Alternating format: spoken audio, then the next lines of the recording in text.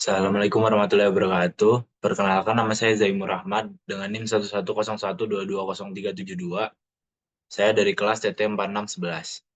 Di sini saya akan mengerjakan tugas CLO2 yaitu membuat video penjelasan tentang satu kasus Maxwell bentuk diferensial.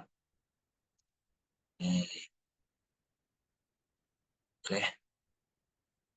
Untuk Maxwell bentuk diferensial itu kita menggunakan 4 hukum, yaitu hukum Gauss medan listrik, hukum Gauss medan magnet, dan hukum Faraday dan hukum Ampere.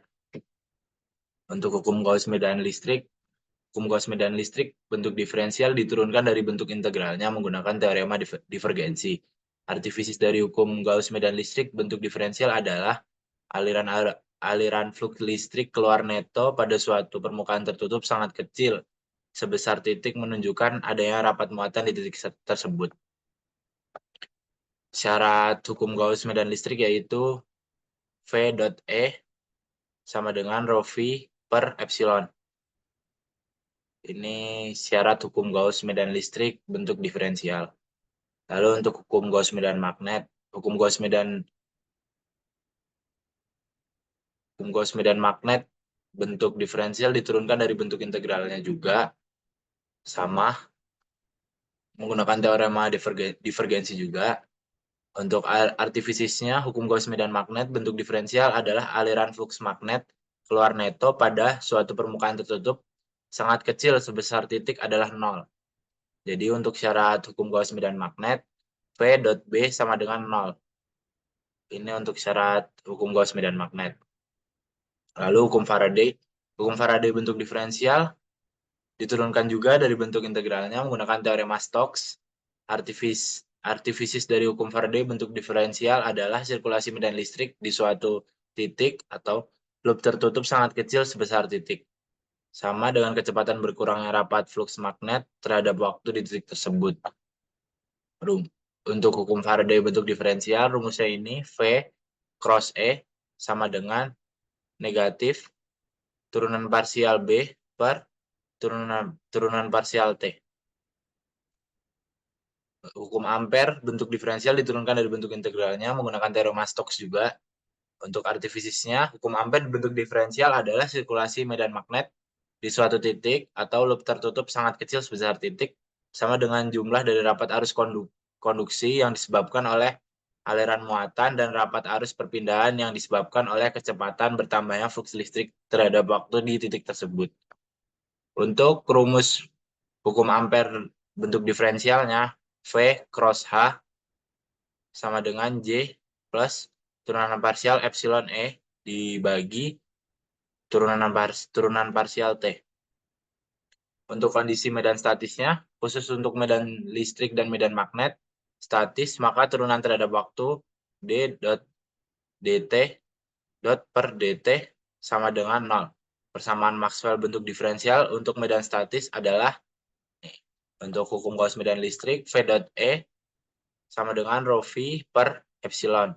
Hukum Faraday V cross E sama dengan 0. Hukum Gauss medan magnet V dot B sama dengan 0. Hukum Ampere V cross H sama dengan J.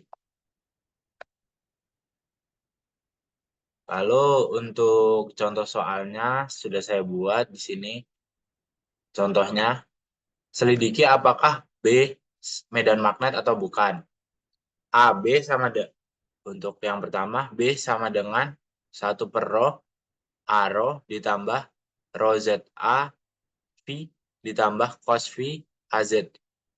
Lalu untuk yang B sama dengan dalam kurung X ditambah 2 AX ditambah dalam kurung 1 kurangi 3Y AY ditambah 2Z AZ. Untuk kita yang pertama-tama, kita tahu bahwa V.B sama dengan 0 adalah syarat medan magnet. Jadi untuk bisa kita tahu itu medan magnet atau bukan, syaratnya harus memenuhi ini, V.B sama dengan 0. Untuk B, 1 per rho, A rho, rho ZA V ditambah cos V AZ, kita didapatkan untuk B-rho-nya sama dengan 1 per rho ini. Untuk BV-nya sama dengan rho Z ini. Lalu untuk BZ-nya sama dengan cos V. Lalu kita aplikasikan ini sesuai dengan bidangnya, atau misal rho kita aplikasikan pada ini rho B-nya, B-rho-nya. Untuk BV-nya kita masukkan ke sini, BZ-nya juga seperti ini. Lalu didapat B-rho sama dengan 1 per rho turunan parsial 1 per turunan parsial rho. Jadi didapat hasilnya 0. Untuk BV-nya sama dengan 1 per rho dikali 0, sudah pasti 0. Untuk BZ-nya sama dengan turunan parsial cos V per turunan parsial Z. Itu hasilnya adalah 0. Maka V dot B sama dengan 0 ditambah 0 tambah 0. Maka V dot B adalah 0. Ini memenuhi syarat untuk terjadinya medan magnet. Ya, seperti ini. Benar, V dan B sama dengan 0. V dot B, sorry.